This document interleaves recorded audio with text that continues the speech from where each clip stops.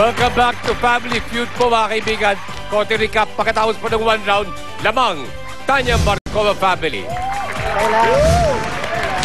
Gaya naman with Norma Love and Craig, let's play round 2.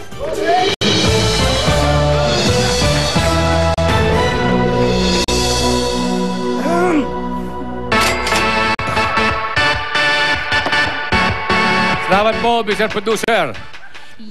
Ito po ang ating top sikat. Kung sakasakali may bibigyan nyo sa akin ang ating top answer plus 5,000 pesos.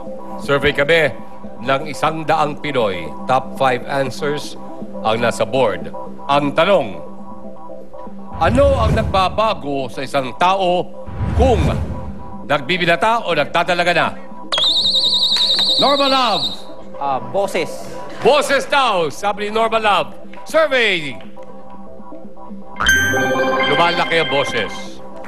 Craig, kailangan ba ibigay mo sa akin ang top answer? Lumalaki ang muscles.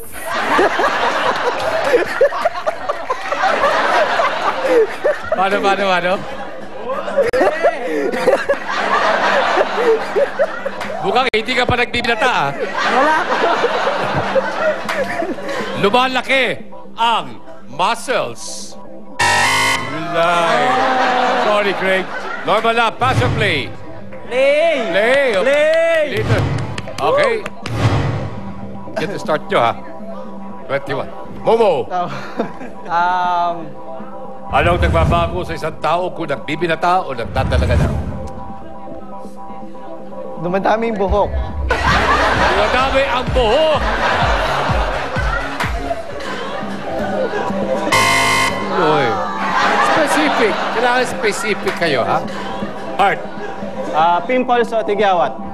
Nakakatigyawat. Survey says. Tigyawat. Okay. Iwa. Height. Sa kanya palang galing, ano? Height. Survey says. No. Sorry, Tanya Markova. Nagkaroon ng love life. Kayo na. Paulo. Yung nagkakaroon ng ng girlfriend, boyfriend. Madami ganun. Lalaki nakakaroon ng boyfriend, girlfriend. Oo, ganun. Yung marami akong kilala ganun. Iba na panahon ngayon, di ba? Oo, iba na ngayon. Mike. Nagkakaroon ng love life. Craig. Parating na heartbroken. Okay. Enzo, ikaw pa rin. Sa'yo. Maasa ang grupo. Nain lang. Ano nagbabago sa isang tao kung nagbibinata o nagdadalaga na? Nai-in-love. Well, kailangan nyo to eh. Kasi kung tama ka, sa inyo ang round 2. Otherwise, dinagdagan ho natin ang lamang ng ating Tanya Markova family. Bukod dun sa nai-in-love, ano pong nabago sa'yo? Marami po. Na-in-love! Survey says...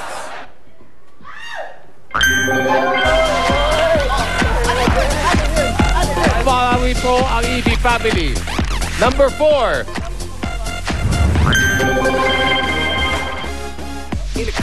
Number 3. Kaka-pubic hair. And number 1.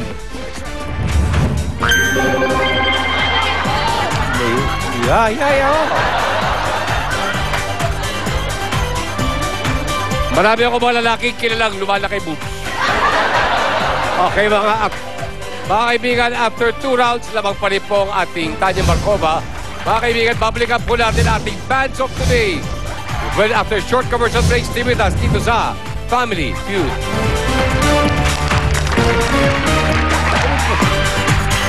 Pinakikilala ang ating starting lineup.